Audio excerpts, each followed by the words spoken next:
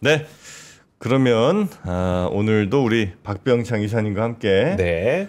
시장 이야기 나눠보는데요. 오늘 패션이 아주 예사롭지 않습니다. 아가일 잘 어울리시네요. 어서 오세요. 어서 오십시오. 예, 안녕하십니까. 저걸 이제 아가일이라고 하는군요. 아가일 패턴 맞죠? 모르겠는데. 모르겠어요. 무슨 말씀이죠? 어떻게 우리 이종우 기자는 패션도 이렇게 잘 알아. 저게 아가일이에요. 맞죠? 근데 틀린 거 아니죠? 여러분들 좀 답변 좀 해주세요. 우리는 그냥 네. 저 타일 무늬 뭐 이렇게 이제 얘기 많이 했던 것 같은데. 전 그냥 다 처음 듣는 얘기. 그래요? 저 뭐 그런 거 생각 많습니다. 그러니까 저 타일 같은 문양이네 뭐 이렇게 이제 저희는 많이 얘기를 했었는데 여튼 아가일이 맞는 것 같습니다. 네. 자, 우리 박병창 이사님과 함께 미국 시장 점검하고 바로 아침에는 하락 출발했고요. 장중에 그냥 반등을 했지만 약한 상황 속에서 계속 있었습니다.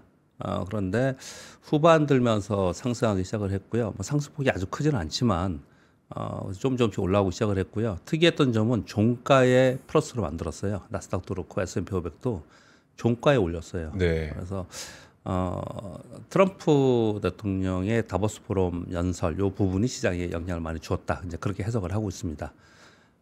트럼프 대통령의 다보스 포럼 연설은 좀 이따 뉴스로 전해드리고요. 이것으로 인해서 유가가 하락을 했고요.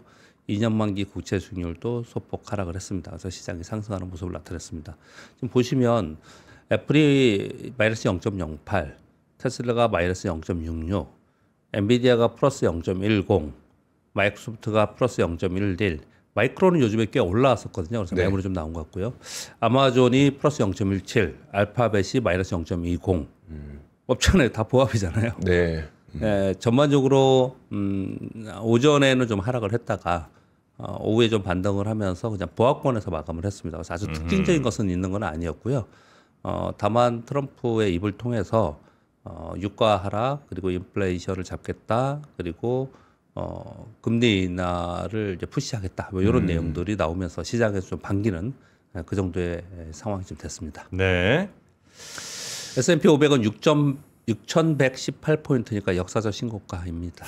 예. 와, 세네요. 6,099포인트가 역사적 신고가였는데요. 네. 그리고 나서 꽤 오랜 동안 밑에서 왔다 갔다 좀 했었는데 다시 신고가를 냈습니다. 어제 우리 시장은 코스피 1.24% 하락, 코스닥이 1.13% 하락인데 어제 설명을 드리기를 2,500포인트를 넘기면서 2,500포인트 전후로 왔다 갔다 한 게 한 2주간 있었어요. 네. 그러다가 그저께 2,540포인트대로 좀 올라서면서 방향을 좀 잡는 것 같았습니다. 분위기는 하나는 반도체가 이끌어줬고 또 하나는 외국인들이 순매수해줘서 수급적으로 좀 올라갈 기대를 좀 할 수 있는 상황이었는데 하루 만에 그냥 변심을 했습니다. 외국인들이 하루 만에 선현물 동시 매도를 했고요. 어제 하루만 외국인들이 6,196억 순매도했습니다. 그러니까 프로그램 매도가 4,500억 이상이 나왔고요. 그래서 하루 만에 외국인들이 이제 매도를 집중적으로 하는 그런 모습을 나타냈습니다.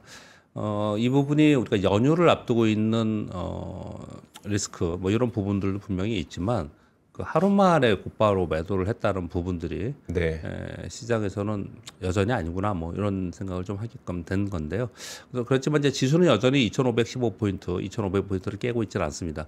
지난주에 제가 걱정했던 건 뭐죠? 2,440포인트를 깨면 이건 문제가 있다 이랬거든요. 네. 근데 거기서는 벗어나 있는 상황이지 않습니까? 그러니까 걱정스러운 그런 부분은 아니에요. 네. 그런데 여기서 힘있게 위로 가지 못하고 있다는 것 때문에 여전히 답답한 그런 상황에 있는 거고요. 그리고 어제 같은 경우는 좀 언짢았던 게 아마 네. 투자자들이 그동안에 그 강세를 이끌었던 테마 또는 섹터들이 있었지 않습니까? 그러니까 전반적으로 대부분 다 하락을 했어요. 그러니까 차익 매물이 나왔다라고 얘기를 하지만 네. 어제 조선도 많이 빠지고 그랬거든요. 실적이 굉장히 좋게 나왔어요. 네. 네, 그런데 차익 매물 나오면서 이제 빠지는 그런 모습을 나타냈습니다. 특별히 LG 하이닉스만 봐도 그래요. 굉장히 호식적을 발표했고 가이던스도 굉장히 전망이 좋았습니다. 근데 아침부터 매물이 나오면서 3점 몇 %까지 빠졌죠. 아침에 한 4% 정도까지 빠졌어요. 그래서 역시나 우리 시장은 호시적 나오면 그냥 빠지는구나. 이제 아침 이제 그런 분위기였는데 장중에 SK하이닉스가 보합권 근처까지도 반등을 좀 하긴 했습니다.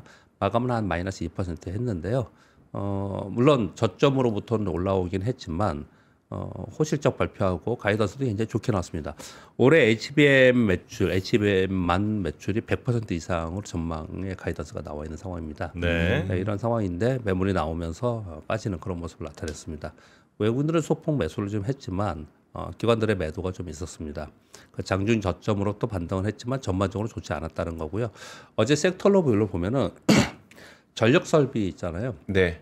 전력 설비가 지금 뭐 핫합니다. 뭐 작년부터 핫했지만 최근 들어서 다시금 AI 그리고 데이터 센터에 대한 얘기가 나오면서 대규모 데이터 센터 얘기가 나오면서 전력 설비들이 굉장히 좋은 모습을 나타내고 있는데 어제 아침에 한 7% 10% 정도 상승 출발했어요. 아, 그래요? 네. 그런데 거의 대부분 장중에 마이너스까지 갔다가 종가로는 한 1, 2%, 3%요 정도 상승으로 끝났어요. 네. 근데 얘들은 상승으로 끝났잖아요. 그러니까 얘들만 이쪽만 상승으로 끝났고 대부분은 다 마이너스였습니다.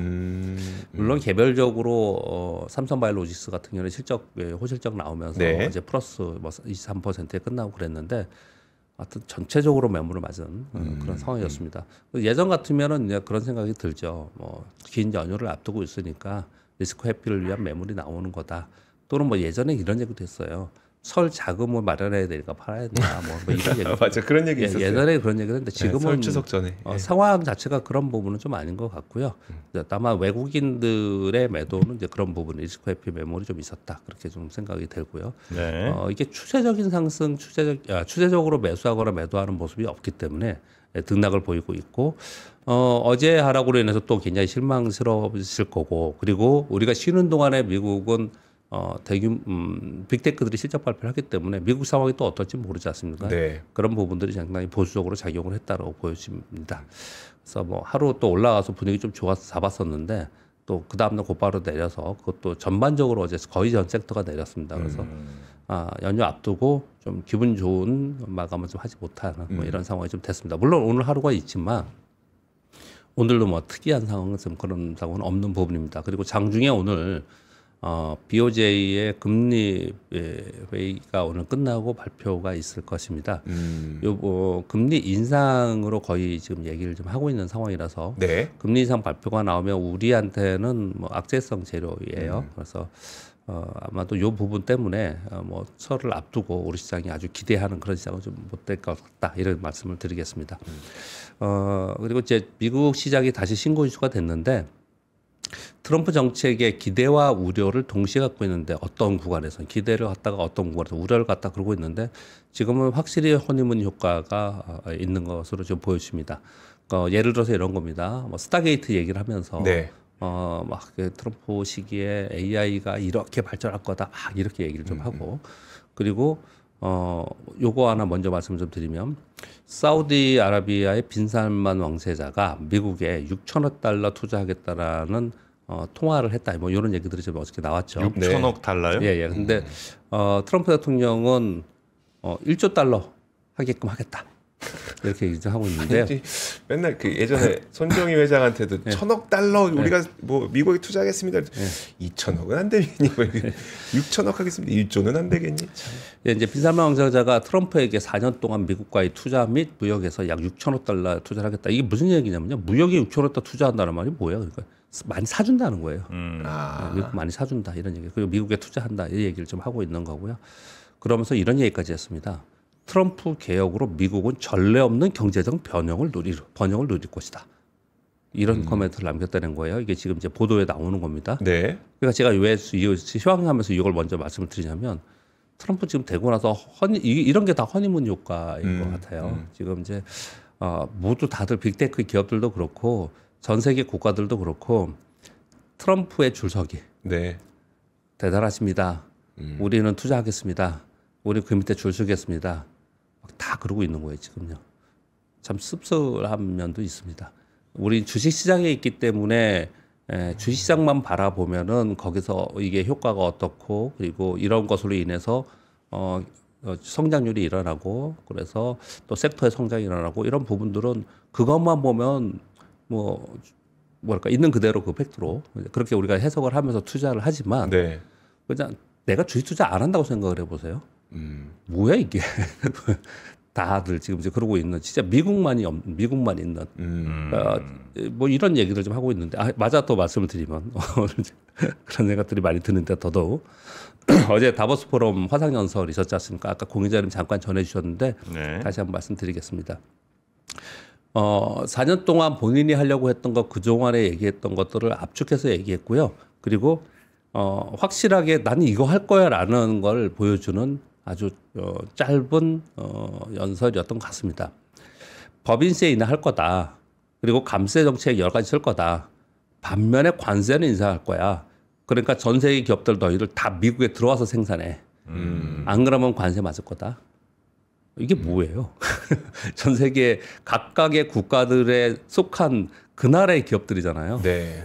그런 거 필요 없다는 거예요. 다 미국 와서 하라. 이렇게 얘기를 하고 안 그러면 관세 엄청난 관세 맞을 거고 우리 미국에 들어와서 하면은 법인세 인하해주고 그래서 세금 엄청 작게 해주겠다. 그래서 말도 안 되는 소문이 하나 있었습니다. 네.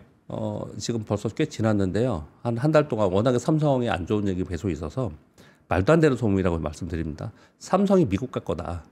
본사 미국 이전한다. 들어볼 수 있어요? 그런 얘기까지 있었어요? 그런 얘기까지 들어본 것 같아요. 네, 그런 얘기까지 막 있었어요. 네. 제가 말도 안 되는 표현을 좀 썼습니다. 오죽하면 막 그런 얘기들 막 나오겠어요. 그리고 그런 생각이 할 정도로 상황이 네. 안 좋다. 상황이 그렇다라는 거죠. 그리고 트럼프는 지금 이렇게 지금 공격을 해대고 있는 거고 이렇게 뭐 이런 얘기를 첫 번째 줄 말씀드렸고요. 두 번째는 우리 증산할 거야. 계속 얘기했던 거잖아요. 그러면서 산유 너희들 다 증산해. 그래서 유가 떨어뜨리자. 네. 유가 떨어뜨려야지 여기 지금 싸우질 않았는데 유가가 떨어져야지 전쟁이 멈춘다. 이 얘기를 좀 했습니다. 그거는 역사적으로 과거의 자료를 보면 맞는 얘기를 맞아요. 유가가 100달러 아래에서 전쟁이 나지 않았어요. 중동이나 러시아 이쪽에서. 유가가 100달러 넘어가면서 그 위에 있었을 때 그들이 좀 넉넉하고 이랬을 때 그랬을 때 전쟁이 꽤 있었어요. 그런 얘기를 좀 하는 것 같아요. 여튼 간에 그런 얘기를 쭉 하면서 증산을 다 해서 유가를 떨어뜨려라. 그래서 어제 유가가 떨어진 거거든요. WTI가. 그러면 물가가 떨어지지 않겠냐. 그러면 금리 인하를 할 거다. 그러면서 연준이라고 표현하지 않았지만 그 다음 세 번째 라인은 미국이 우리 금리 인하 요번에 할 거다. 금리 인하 해야 된다. 그러니까 연준에 대고 얘기를 한 거나 마찬가지예요. 금리 인하 해라. 그러면 전 세계 국가들 너희들 다 따라서 금리 인하 해라. 그러니까 금리 인하 해라. 전 세계가 다 같이 금리 인하 해야 된다. 네. 이런 코멘트를 했어요. 그래서 이걸 보면 편하게 사시네. 이 세 줄이 이외에 정치적인 거 그리고 뭐랄까 지정학적인 거 이건 뭐 제가 제 영역이 아니니까 저는 제가 주의사항에 있는 것만 말씀드리는 거예요. 네. 제 영역 안에 있는 것만 이런 것들을 이렇게 보면은 그러니까 우리가 경제 성장률을 높이기 위해서 이런 것들을 하고 있는데 너희들이 이렇게 따라줘야 된다. 그리고 기업들은 다 여기 들어와서 해. 이런 거거든요.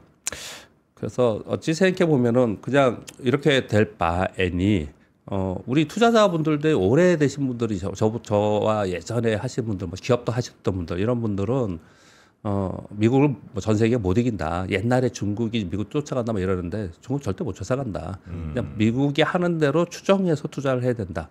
그런 얘기를 했던 게 새록새록 기억이 납니다. 벌써 한 20년 전에 그런 얘기를 계속 했었는데 지금 더더욱 그런 일들이 벌어지고 있는 거라서 이 내용에서 우리가 올해 어떻게 투자를 해야 되는가, 어떤 섹터를 봐야 되는 게 뭐 여전히 확연히 나오지 않나. 네. 씁쓸하지만 이건 뭐 있는 그대로니까 이제 그렇다라고 볼 수밖에 없다 이런 생각이 좀 듭니다.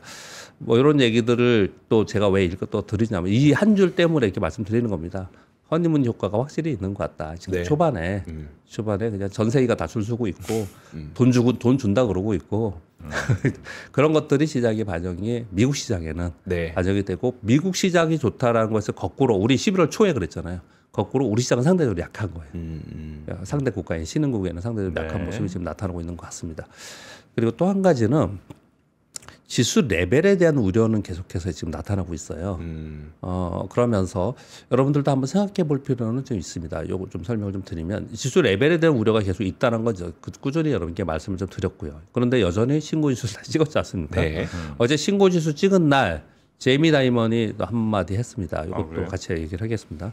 JP 모건에서 미국 주식시장은 과열 징후가 있다. 지금 다보스 포럼 가 있는데요. 거기서 CNBC와 인터뷰를 했습니다. 현재 미국 주식시장은 부풀려져 있으며 정당화하려면 기업 이익이 상당히 좋아져야 된다. 트럼프의 성장 친화력 전략이 도움이 된다고 생각을 한다. 반면에 이 정책들은 부정적인 측면도 있어서 향후 투자자들을 놀라게 할 수 있다. 표현을 진짜 애매하게 했습니다. 그렇게 했고요. 무슨 말인지 우리는 다 알아듣죠. 네. 네. 관세는 인플레 우려도 있지만 국가 안보를 보호하는 경제적 도구 또는 무기가 될 수 있다. 그래서 마지막 말이 참 그들은 그들의 입장에 있구나 이렇게 생각이 드는 게 그냥 극복하라. 국가 안보는 인플레보다 더 중요하다. 다이먼드 줄 선 거 아닙니까? 그러니까요. 막 엄청 비판하는 것 같지만 네. 그래도 국가 안보가 더 중요하잖아요. 네, 이러면서. 지금 상당히 미국 시장이 과열 징후에 있지만 네. 트럼프의 성장 친화력 정책이 그걸 가져갈 수 있을 것 같다. 네. 근데 뭔가 좀 찝찝해. 네. 우려도 있어. 네. 그러니 우려는 있긴 한데 그래도 우리 극복하고 받아들이고 가자. 뭐 이런 얘기들을 좀 했습니다. 그러니까 우려가 있다는 설명을 좀 드리는 겁니다. 네. 그래서 우리가 좀 생각해 볼 문제가 하나가 있는데 뭐냐면요. 우리는 트럼프 행정부 시절을 겪었지 않습니까? 트럼프 일기를. 그래서 2017년부터 2020년을 회고할 필요가 있습니다. 2017년도에 1년 동안 좋았어요. 그리고 미국 시장의 기준으로 2018년 1년 동안 하라 그랬고요. 2019년도부터 반등하기 시작했는데 좀 약했고, 네. 그리고 나서 반등 주었다가 2020년도에 팬데믹을 맞으면서 빠졌다가 오른 거예요. 이제 그런 흐름을 가지고 있거든요. 네. 그래서 첫 해에 굉장히 좋았습니다. 근데 그 다음 해에 빠졌어요. 네. 근데 그 다음 해에 빠진 것들은 왜 그랬냐면 그때 흐름을 보면요. 트럼프의 정책들이 있지 않습니까? 그 정책에서 대중국 때리기, 뭐 유럽과의 무역 전쟁, 막 이런 것들 있잖아요. 이게 처음부터 말은 했지만 처음부터 그것이 세게 실제적으로 구체적으로 나온 것들은 그 다음에 나왔어요. 다음에 2018년도에요. 네. 그러니까 지금 생각을 해보자고요. 지금 이제 2024년에 첫 이제 해잖아요. 네. 첫 해고 그리고 지금 여러 가지들을 이제 관세 정책이나 이런 얘기들 좀 해놓고 있는데 좋은 얘기들만 지금 나오고 있는 상황이잖아요. 근데 안 할 거냐? 지금 예를 들어서 대중국 관세 얘기 60%, 100% 막 얘기하다 10% 얘기하고 있고, 요번에 얘기는 또 뭐냐면, 지금 중국과 지금 협상하고 있다. 조율하고 있다. 이런 식으로 얘기를 하고 있거든요. 네. 그러니까, 이제 어차피 우리 경험했잖아. 미국에 줄서기 안 하면, 나한테 줄서기 안 하면 결국 이거 맞을 거야. 이렇게 지금 진행을 하고 있는 거지 않습니까? 이런 진행 속에서 진행하다가 그것을 반영을 어느 정도 해놓고 시장이 반영을 좀 하고 그러다가 이후에 대해서 그 부작용에 대해서 또는 실제로 무역 지표나 이런 데 보니까 부작용 이런 부분들 때문에 이후에 이제 빠졌거든요. 근데 왜 이 말씀을 드리냐면요. 올해하고 내년에 어떨까요? 그때랑 비슷할까요? 아니면 그때는 좀 다르게 그때는 선반영되지 않았거든요. 네. 요번에 선반영이 좀 대부분 부분이 있으니까 올해 하반기에 좀 밀렸다가 오히려 내년에 좋을까요? 이런 부분. 감세 정책이나 이런 것들은 바로 하지 못하니까 네. 의회에 통과해야 되니까 이럴까 이제 이런 차이점이 좀 있거든요. 근데 이 두 가지 다 시차는 있는데 계속 좋을 거라는 기대에 대해서는 좀 어려워요. 그런 부분이 좀 어렵습니다. 그리고 그때는 이렇게 설명하시는 분들이 있습니다. 그때는 없었던 지금은 AI 혁신, AI를 끌고 가는 성장이 있다 이렇게 표현을 좀 하거든요. 근데 2017년도에는 트럼프의 정책도 정책이지만 반도체 사이클이 글로벌리 상승 사이클에 있었습니다. 그래서 2017년도에는 우리나라 코스피 지수가 역사상 처음으로 2170포인트를 찍으면서 신고 지수를 찍었을 때예요. 네. 네, 같이 올라갔을 때입니다. 네. 그때 같이 올라갔을 때. 근데 그거하고 좀 달라요. 좀 다릅니다. 그런데 저는 처음에는 어떻게 생각을 했냐면요. 그때는 성반영을 하지 못한 상태에서 지수가 2016년, 2015년도에 좋지 않았어요. 네. 아주 빠지지는 않았지만 그게 좋은 시장이 아니었어요. 근데 그리고 나서 트럼프가 등장하면서 여러 가지 감세 정책 막 이런 얘기 막 나오면서 시장 친기업 이제 정책들이 나오면서 2017년도에 그 효과가 확 발휘가 됐다. 뭐 이렇게 좀 생각을 하고 만약에 이번에는 미리부터 반영을 상당히 많이 했잖아요. 네. 그래서 그런 부분이 있다면 오히려 트럼프 당선되고 행정명령 이런 게 나오면서 미리 성반영 부분들이 좀 꺼지면서 좀 빠졌다가 다시 올라오지 않을까라는 생각을 처음에 저는 생각을 했었어요. 네. 근데 워낙에 지금의 상황 때문에 그런지 모르지만 이 허니문 효과가 워낙에 강해요. 네. 줄 서기가 엄청납니다 지금. 뭐 미국은 계속 성장할 거고 트럼프가 미국을 만들 거고 이런 것들이 지금 전에는 트럼프의 입을 통해서만 그런 얘기한 거잖아요. 근데 지금 각 국가들이 그리고 각 기업들이 실제로 액션을 취하고 있는 거잖아요 지금요. 네. 그러니까 생각이 좀 아닌가? 그럼 진짜 그때랑 비슷하게 올해 진짜 성장을 많이 해놓고 여기서 지수도 더 많이 올라가고 그러다가 꺾이더라도 내년에 꺾이는가? 요런 좀 헷갈리는 면이 좀 있더라고요. 지금 상황에서. 정프로님은 어떻게 생각하세요? 그냥 이거는 뭐 맞힐 수 없는 거니까. 그렇죠. 생각이니까. 예. 아니 뭐 예. 저는 네. 미국 말고 보이는 데가 없다는 건 뭐 예. 100% 동감은 하는데 예. 그럼에도 불구하고 너무 비싸다 미국 주식들. 그래서 저는 예. 올해는 한국 주식이다. 예. 라고. 그러니까 제가 지금 말씀드린 게 그게 올해냐 내년이잖아요. 올해다 저는. 네, 그런 생각의 차이는 좀 있는 걸 같아요. 제발 올해여야 된다. 올해 아니면 난 안 된다. 그러니까 이제 살짝 피해서 그런 얘기들 하는 거잖아요. 수익률 측면에서는 개별 종목단에서 수익률 측면에서는 우리나라도 올해는 떨어지지 않겠냐. 괜찮지 않겠냐 이런 얘기들을 해서 기회가 있다 이런 표현들을 좀 쓰고는 있긴 합니다. 뭐 지금 상황은 지금 미국 상황이 그런 상황이다 이렇게 말씀을 드리는 거고요. 우리가 그 쉬는 동안 빅테크들이 실적 발표를 해요. 그래서 이제 미국은 실적 시즌 확실한 실적 시즌입니다. 그래서 이걸 이제 중요한 이제 슈퍼 위기라고 표현을 하지 않습니까? 그래서 다음 주에는 실적 발표로 움직인다 그렇게 보시면 될 것 같습니다. 미국은 그렇게 말씀드리고요. 그리고 우리 시장은 2,500포인트에서 왔다 갔다 했다라고 말씀을 드렸고요. 그리고 연휴 앞둔 거래에서 보적 심리일 수밖에 없습니다. 근데 우리나라에 어제도 말씀드렸고 그랬지만 우리나라의 요즘의 특징은요.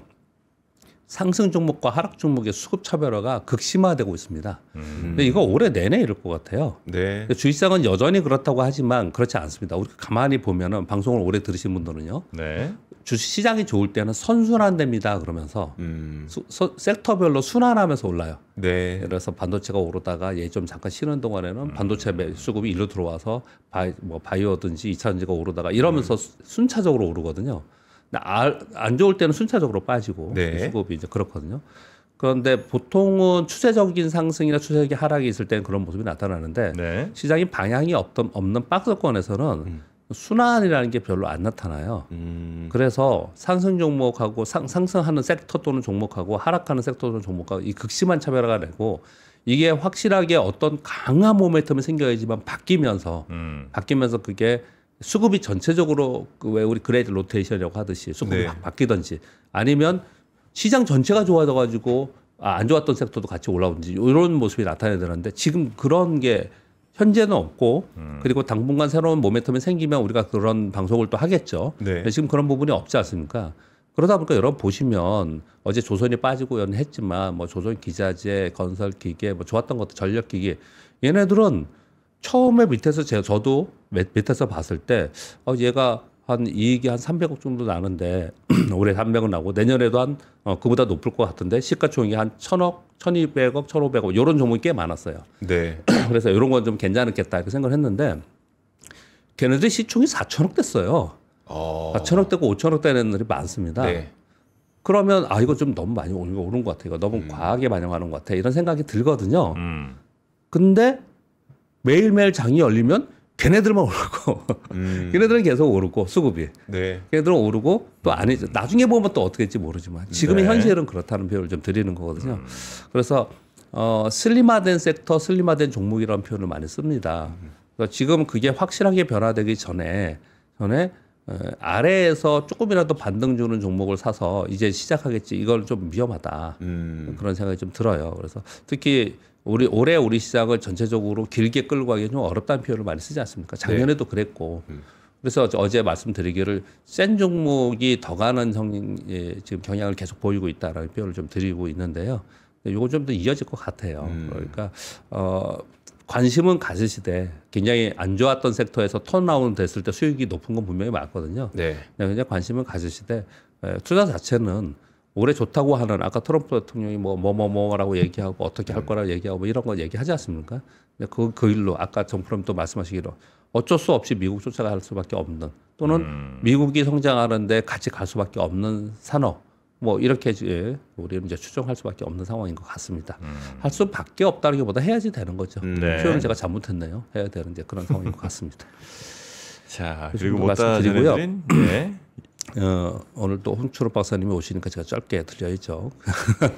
이 정도 말씀드리고요. 오늘 우리 시장 얘기 좀 드리면서 이런 보도가 하나 있었습니다. 올해 한국 시장, 우리 시장에 대해서 설명을 좀 드려볼게요. 한국 주식시장이 역사상 처음으로 상장 주식수가 감소될 가능성이 있다라는 전망이 지금 나왔습니다. 그래요? 네. 근데 이유를 여기까지 들었습니다. 첫 번째는 며칠 전에 나왔던 좀비 기업의 상장 폐지 기준 강화되는 내용이 좀 나왔습니다. 근데 이게 당장 아마 뭐 상장 폐지되고 이러지는 않을 거예요. 그러니까 뭐 시간이 좀 걸릴 것 같은데. 시간이 걸릴 겁니다. 왜냐하면 예. 2029년까지 단계적 기준을 조정하는 거고요. 그리고 우리 그 바이오주 이쪽은 이제 매출 기준에서 좀 빠져 있고 그리고 네. 굉장히 낮아요 금액 자체가. 그러면 뭐 이제 내년에는 뭐 200억 그 다음에 얼마 뭐 이렇게 뭐 300억에서 500억 이번에 안 됩니다. 시총 기준으로 해요. 네. 굉장히 낮습니다, 사실이요. 그러니까 시총 기준은 그것도 안 되는 그리고 매출도 없는 회사들은 사실은 그동안에 계속 문제가 됐던 것들이거든요. 그런데 그래서 시간이 걸릴 거라고 생각을 하는데 어떤 측면에서 그러냐면은 이것으로 인해서 쉽게 진입하지 못하는 가능성이 상당히 있고요. 그리고 기존에 있던 거에서 아주 안 좋았던 거는 이제 좀 과감하게 나아갈 개연성도 있고요. 거의 가망이 없는 데서 나갈 개연성이 좀 있어요. 네, 이제 그렇기 때문에 이제 줄어들 개연성이 좀 있어 보이고요.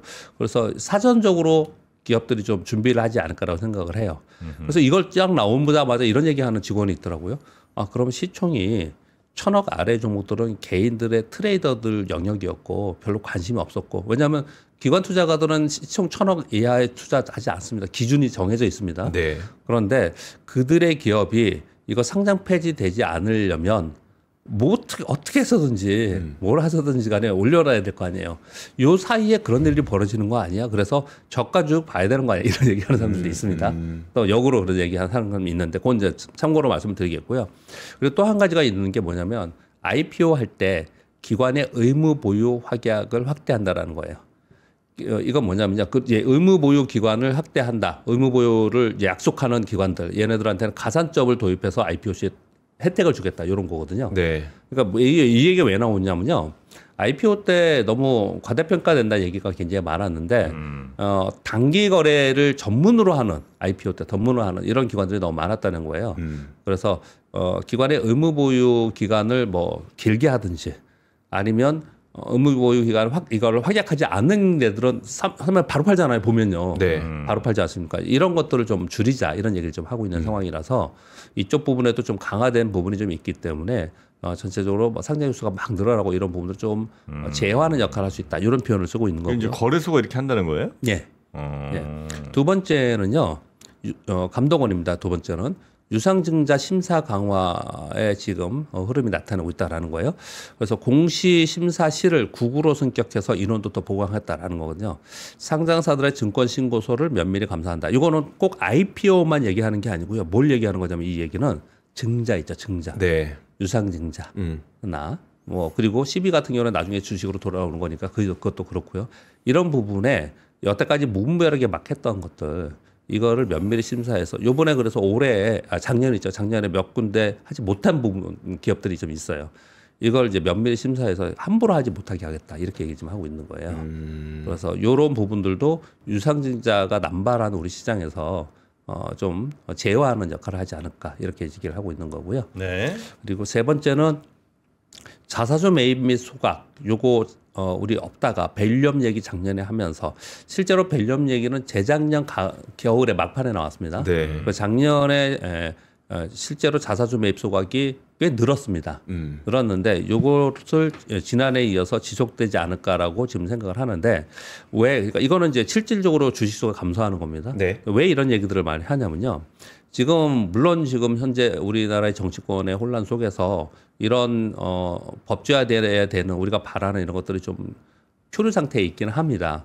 그런데 여하튼 건 시간이 지나면 이제 뭐 어떻든 간에 요 봄 지나면서 어떤 방향으로든 해결이 좀 되면 아마 이거는 본격적으로 어느 당이든 굉장히 본격적으로 하지 않을까라고 얘기를 좀 하는 거예요. 그게 이제 상법 개정과 함께 주주하는 정책이거든요. 네. 이거 공론화 될 거라고 생각하는데 이거 처음 얘기 나왔을 때 저의 의견을 많이 물었을 때 제가 뭐라고 대답을 드렸냐면요. 제가 입사해서 국회의원들이 그리고 투자자들이 이렇게까지 자본시장법 그리고 상법에 대해서 관심을 갖고 주식시장에 관심을 가졌던 적이 없다. 네. 그래서 이제 시작이라서 이것이 효과가 우리 주식시장을 막 올리고 이럴 거라고 생각하지는 않습니다. 그러나 이게 시작됐기 때문에 향후에 우리 주식시장은 조금씩 더 좋아져서 이후에 어느 시점 가면 좋아지는 상황이 됩니다. 일본처럼 이런 표현을 계속 이제 제가 드리고 있는데 작년에 시작을 해서 이제 작년에 했지만 요즘에 이 얘기 또 아무도 안 하잖아요. 그런 일련 얘기도 아무도 안 하지 않습니까? 근데 이게 올해 작년보다 더 강화될 가능성은 충분히 있는 것 같아요.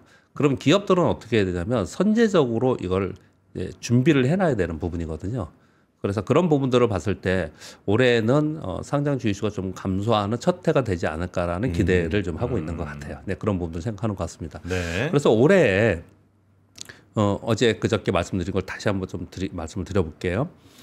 올해 뭐 트럼프의 불확실성이 있고 우리 시장이 좋지 않다 그러고 특히 실물 경제 좋지 않다 그러고 뭐 다 안 좋은 얘기들만 하고 있는 상황이잖아요. 네. 이 상황 속에서 섹터별로 또는 산업별로 집중해라. 기업에 그러니까 종목에 집중해라. 이런 표현을 많이 하는데 어디를 해야 되느냐?